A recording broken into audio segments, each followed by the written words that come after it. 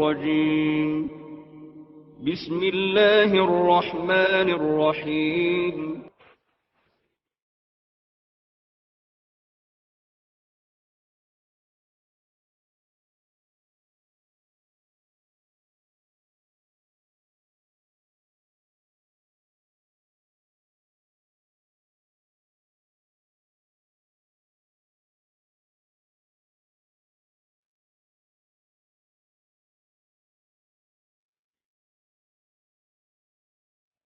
الحمد لله نحمده ونستعينه ونستغفره ونؤمن به ونتوكل عليه ونعوذ بالله من شرور أنفسنا ومن سيئات أعمالنا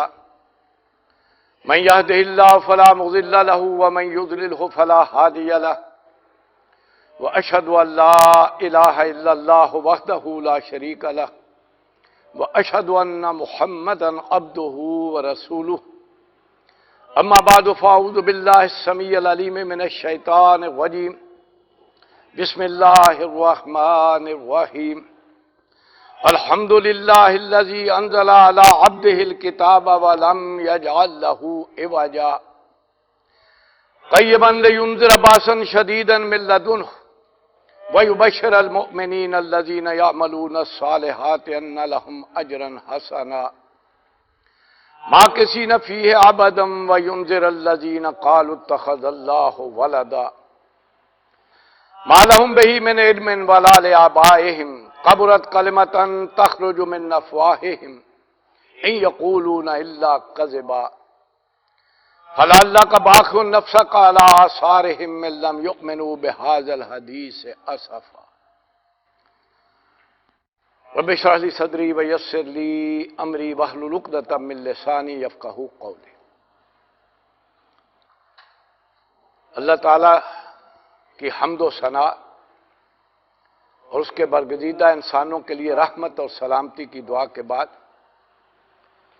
میں نے سورہ کہف کی ابتدائی آیات تلاوت کی۔ آپ کو معلوم ہے کہ جس دور میں ہم گزر رہے ہیں اس دور کے بارے میں نبی اکرم صلی اللہ علیہ وسلم نے بہت آگاہ کیا تھا۔ یہ وہ دور ہے جسے ہم فتنہ دجالیت کا دور کہہ سکتے ہیں۔ وہ دجال تو جو ہوگا اپنی حیثیت میں وہ کب آئے گا، کب وہ ظہور ہوگا، لیکن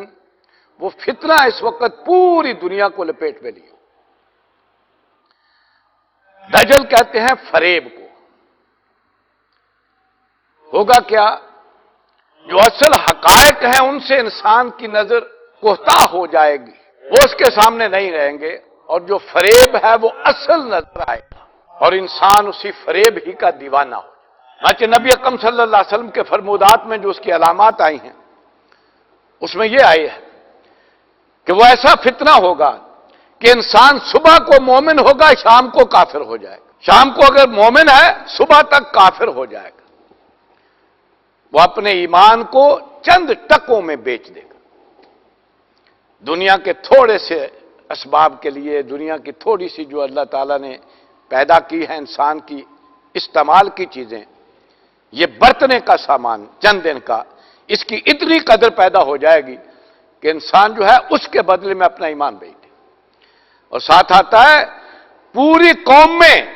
ایک فرد ہی نہیں، پوری قومیں اپنی عزت بیچ دیں گی چند ٹکوں کے بعد، کہ اللہ کی حیثیت نہیں رہی، کائنات کی قدر پیدا ہو گئی، اس پر یقین آ گیا ہے کہ جس کے پاس بھی ہے وہ سب کچھ کر گزرنے والا ہے، کوئی چیز رکاوٹ بننے والی نہیں۔ ہاں، اللہ کی کوئی حیثیت ہی نہیں ہے۔ اور آپ کو معلوم ہے انسان کی فطرت میں ہے، جس کو بھی وہ سمجھتا ہے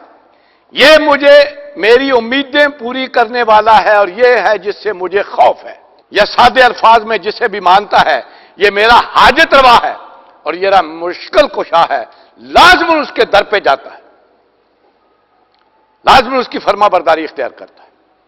تو یہی وجہ ہے آج ہمیں الا ماشاءاللہ انفرادی طور پر بھی وہ اللہ پر یقین نہیں ہے، اس لیے اس کے در پہ نہیں آتے، اس سے کوئی امید نہیں ہے، اس کا کوئی ڈر نہیں، اور جس کے پاس اسباب ہیں، جس کے پاس جو چند چیزیں جو ہیں اللہ تعالیٰ نے جو پیدا کی ہیں اس پر اس کی دسترس ہے، اس سے ہمیں ڈر بھی لگتا ہے اور اسی سے ساری امید ہے۔ اس کا ایک حکم نہیں ٹالتے، جو بھی حکم دے سر آنکھوں پر، لیکن اللہ کا ایک بھی ماننے کو تیار نہیں۔ یہ ہے وہ چیز کہ جو فرق آئے گا، آپ نے فرمایا اس فتنہ دجالیت میں، کہ انسان کا اللہ پر یقین نہیں رہے گا، کائنات پر یقین آ جائے۔ دوسری تبدیلی جو ہوئی ہے وہ انسان کی اپنی شخصیت میں ہوئی۔ انسان کو اللہ نے اشرف المخلوقات بنایا، اپنی مخلوقات میں سے سب سے اونچے درجے کی، لیکن اس کی بنیاد کیا ہے؟ وہ آپ کو معلوم ہے، روح ربانی، جو اللہ تعالیٰ نے اس انسان کو عطا کی ہے اور اس میں پھونکی ہے۔ لیکن آج ہمیں یقین ہی نہیں ہے کہ ہمارے اندر وہ روح ہے کہ نہیں، ہمیں اس کی کوئی فکر ہی نہیں ہے۔ وہ جان لیجئے انسان کا پورا تشخص روحانی ہے، اسے بھی اسی طرح غذا کی ضرورت ہے، اسے بھی اسی طرح تزکیے کی ضرورت ہے، اسے بھی اسی طرح قوت کی ضرورت ہے، جس طرح اس جسم کو ضرورت ہے کہ اس کا بھی تزکیہ کیا جائے، اس کو صاف ستھرا رکھا جائے، اس کو غذا پہنچائی جائے، اسے بھی قوت دی جائے، اسی طرح اس کی بھی پوری ریکوائرمنٹ۔ وہ نورانی ہے اور اس کی غذا بھی نورانی ہے، اور وہ ہے جو یہ قرآن مجید اللہ نے اپنا کلام جو ہے اس کی غذا کے لیے نازل کیا۔ لیکن ہمیں اس سے کوئی سروکار ہی نہیں ہے، کہ اس سے کوئی تعلق ہی نہیں ہے کہ اس کو سمجھ کر پڑھیں کہ وہ ہماری غذو کے لیے، ہماری روح کے لیے غذا بن سکے، اس میں یقین پیدا کر سکے کہ اس کائنات کا اصل مالک اللہ ہے، اس سے ہمیں جوڑ سکے۔ اس لیے اس سے تعلق نہیں ہے، اور یہ جسد خاک سے بنا ہے، اور خاک سے جتنی چیزیں نکلتی ہیں ان کی قدر ہے، اس لیے ہم نے انسان کو بھی یہ خاکی بشر کے طور پر صرف مانا ہوا ہے۔ اور آپ کو معلوم ہے کہ ساری فکر اسی کی ہے، اس کو اچھا لباس ملے، اچھی غذا ملے، اس کی آسائش کے لیے، اس کے آرام کے لیے بہترین جو ہے وہ جگہ موجود ہو، یہ ہے جس کے لیے ہم پوری اپنی زندگی کی قوتیں لگا رہے ہیں، پورا وقت جو ہے اس کے لیے گزر رہا ہے، اور وہ اس روح کی کوئی فکر نہیں ہے اندر ہے بھی کہ نہیں ہے، یا اسے بھی کوئی غذا پہنچانے کی ضرورت ہے۔ حالانکہ وہ کبھی ہوگی تو اللہ کی طرف لے جائے گی، اور یہ کبھی ہوگا تو زمین کی طرف انسان کو لے جائے گا، کیوں؟ اس کی ساری چیزیں زمین ہی سے پوری ہوتی۔ یہ ہے جو فرق آ گیا ہے کہ اس روح کی ہمیں جو ہے کوئی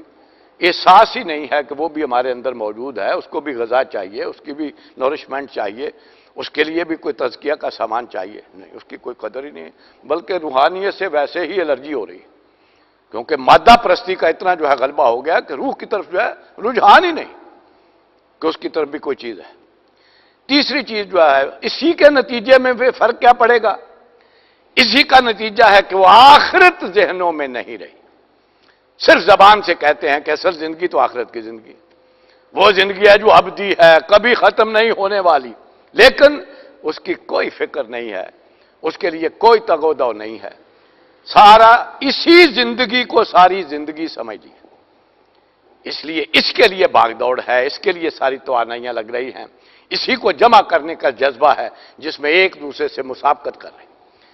اور اسی میں مقابلہ ہو رہا ہے، کون آگے بڑھ رہا ہے، کس کی زیادہ جائیداد ہو گئی ہے، کس نے زیادہ یہاں وسائل حاصل کر لیے ہیں،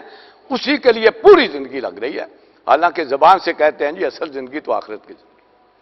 اصل تو جی وہ ہے جو نہ ختم ہونے والی ہے، لیکن اس کے لیے نہ کوئی ٹائم ہمارے پاس موجود ہے، نہ اس کے لیے کوئی وسائل لگانے کو تیار ہیں، نہ اس کے لیے بھاگ دوڑ کرنے کو تیار ہیں، کوئی صلاحیتیں لگانے کو تیار ہیں۔ تو یہ ہے جو اصل وہ دجالیت ہے جس نے پورے قرآن کو اپنی لپیٹ میں لیا اس وقت۔ اس کی بنیاد کیا ہے؟ یہ ہے جو نبی اکرم صلی اللہ علیہ وسلم نے فرمایا ہے، جو شخص بھی سورہ کہف کی ابتدائی آیات اور اس کے آخری رکوع کی آیات کو حفظ کر لے گا، لیکن حفظ وہ جو اس دور کا حفظ تھا، آج کا نہیں۔ آج تو آپ کو معلوم ہے پورا قرآن حفظ ہو جاتا ہے، لیکن ایک لفظ کے معنی کا پتہ نہیں کیا کہ اس میں لکھا کیا ہے، اس کا میرے لیے اس میں سبق کیا ہے، میرے لیے ہدایت کیا ہے، وہ نہیں، پورے الفاظ جو ہیں وہ رٹ لیے جاتے ہیں اور اسی کو حافظ کہا جاتا ہے۔ نبی اکرم صلی اللہ علیہ وسلم کے دور میں حفظ کا مطلب یہ ہوتا تھا کہ جتنی بھی آیات حفظ کر لی جائیں ان کا عمل بھی محفوظ کر لیا جائے، اچھے صحابہ کہتے ہیں کہ ہم اس طرح سے آگے حفظ کیا کرتے تھے قرآن مجید کو کہ جو آیات آئی ہیں ان کو پہلے حفظ کیا، پھر اس پر عمل پیرا ہوئے، اس کے عمل کو محفوظ کیا، پھر آگے بڑھ کر دوسری آیات جو ہے وہ حفظ کرنے کرتے ہیں۔ حضرت عمر رضی اللہ تعالیٰ عنہ کا بیان آتا ہے ہم نے سورہ بقرہ 8 سال میں حفظ کی، اس طرح سے کہ اس کے عمل پر پیرا ہوتے تھے، اس کے احکام پر بھی ہم زندگی کا جز بناتے تھے، پھر آگے بڑھ کر جو ہے باقی یاد کرنے کی کوشش کرتے تھے۔ تو وہ حفظ سے مراد ہے کہ جس نے بھی ان ابتدائی آیات کو محفوظ بھی کر لیا اپنے ذہن میں اور اس پر عمل پیرا بھی ہو گیا، اس میں جو ہدایت ہے اسے بھی اس نے اخذ کر لیا، اور جو آخری رکوع کی آیات ہے وہ ہے جو اس فتنہ دجالیت سے بچ جائے۔ کیوں؟ اس کے علم میں آ جائے گا کہ اس فتنہ دجالیت کی بنیاد کیا ہے، اس کی علامات کیا ہیں اور اس کا علاج کیا ہے۔ یہ تینوں چیزیں ہیں جو دونوں مقامات پر جو ہے سمو دی گئی ہیں، تینوں چیزوں کی طرف جو ہے رہنمائی کر دی گئی ہے سورہ قاف کے ابتدائی آیات میں بھی اور آخری رکوع کی آیات میں۔ چنانچہ شروع میں کیا کہا گیا، کیا ہے اس کی علامت؟ وَيُنذِرَ الَّذِينَ قَالُوا اتَّخَذَ اللَّهُ وَلَدًا، آگاہ کر دیجئے ان لوگوں کو جن کا کہنا ہے کہ اللہ تعالیٰ کا کوئی بیٹا ہے۔ یہ آپ کو معلوم ہے کہ عیسائیوں کا عقیدہ ہے کہ انہوں نے حضرت عیسیٰ علیہ السلام کو اللہ کا بیٹا قرار دے دیا۔ فرمایا مَا لَهُم بِهِ مِنْ عِلْمٍ، ان کے پاس اس کے لیے کوئی دلیل نہیں، کوئی علم نہیں ہے، وَلَا لِآبَائِهِمْ، اور نہ ہی ان کے باپ دادا کے پاس اس کے لیے کوئی دلیل تھی۔ کبرت کلمۃ تخرج من افواہہم، یہ بہت بڑا کلمہ ہے جو اپنے زبانوں سے یہ بول رہے ہیں، جو نکال رہے ہیں۔ ان یقولون الا کذبا، اور یہ جو کچھ بھی کہہ رہے ہیں جھوٹ بول رہے ہیں، ان کے پاس کوئی دلیل نہیں ہے کہ وہ اللہ کا بیٹا تھا، انہوں نے خود ہی اسے تراش لیا ہے،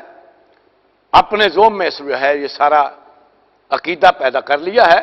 حالانکہ اس کے پاس کہیں نہ انجیل میں، اللہ نے کتاب دی تھی حضرت عیسیٰ علیہ السلام کو انجیل، اس سے پہلے تورات تھی، ان میں کہیں کوئی اس کے بارے میں آج بھی موجود نہیں ہے۔ اب سوچنے کی بات یہ ہے آج بھی اس تورات کے اندر اور انجیل کے اندر یہیں کہیں بھی اللہ تعالیٰ کے بیٹا ہونے کی جو ہے حضرت عیسیٰ علیہ السلام کے آج بھی کوئی سند نہیں، لیکن بیٹا قرار دے دیا ہے۔ فرمایا فَلَعَلَّكَ بَاخِعٌ نَفْسَكَ عَلَىٰ آثَارِهِمْ، اے ہمارے رسول صلی اللہ علیہ وسلم آپ اپنے نفس کو، جان کو ہلکان کر لیں گے جو اس عقیدے کا نتیجہ نکلنے والا ہے، اسے سوچ کر اور اس غم میں کیا آپ اپنے آپ کو ہلکان کر لیں گے؟ اِلَّمْ يُؤْمِنُوا بِهَٰذَا الْحَدِيثِ، اگر یہ اس قرآن پر ایمان نہ لائے، اس کو انہوں نے نہ مانا اور اسی پر اڑے رہے، تو پھر جو اس کا اثر ہوگا، جو اس کے آثار ہوں گے، جو اس کا بعد میں نتیجہ نکلے گا، اسے سوچ کر آپ اپنے آپ کو ہلکان کر لیں گے۔ یہ ہے اصل معاملہ۔ اس کا نتیجہ کیا نکلا؟ اس کا نتیجہ یہ نکلا کہ انہوں نے قرار دے دیا حضرت عیسیٰ علیہ السلام اللہ کے بیٹے ہیں، اور اللہ تعالیٰ نے انہیں بھیجا ہے وہ آ کر سولی چڑھ کے اپنے سارے ماننے والوں کے گناہوں کا کفارہ دے۔ اب ان کے ہاں کوئی آخرت کی فکر ہی نہیں، آخرت تو ان کی ہے، سارے کے سارے بخشے ہوئے ہیں، آخرت جو ہے وہ تو اس کفارے کے نتیجے میں انہیں جو ہے وہاں کی کامیابی جو ہے وہ گارنٹیڈ ہے، اس لیے آخرت کا کوئی خوف ہی نہیں ہے۔ اور جب آخرت کا خوف نہیں رہے گا تو کون سی چیز ہوگی کہ جو پوری زندگی کا مقصود بن جائے گی؟ وہ یہ دنیا، یہاں جو جی چاہے کرو، جیسے جی چاہے آگے بڑھو، جس طرح سے جی چاہے حاصل کرو۔ کیوں؟ اصل یہ چیز ہے جو تمہارا وقت بنانے والی ہے، قدر بنانے والی ہے، اور یہاں پر تمہاری زندگی جو ہے اس کو اچھا سے اچھا گزارنے کی کوشش کرو۔ آخرت تو ہے ہی، وہ تو تم بخشے ہوئے، وہاں پر تو کسی چیز کا ڈر ہی نہیں۔ یہ ہے جس کا نتیجہ ان کے جو ہے اس عقیدے کا نکلا ہے کہ پوری عیسائی دنیا میں آخرت کی کوئی فکر ہی نہیں۔ کیوں؟ وہ تو بخشے ہوئے ہیں، وہاں پر جو ہے وہ تو کوئی ڈر ہے ہی نہیں۔ یہ تھا وہ معاملہ جس کو ان کے ایک پادری نے اس تصور کو جو ہے قائم کر کے لوگوں کو ورگلایا، اور ایک بادشاہ تھا روما کا، روم کا بادشاہ۔ واقعہ یہ ہو گیا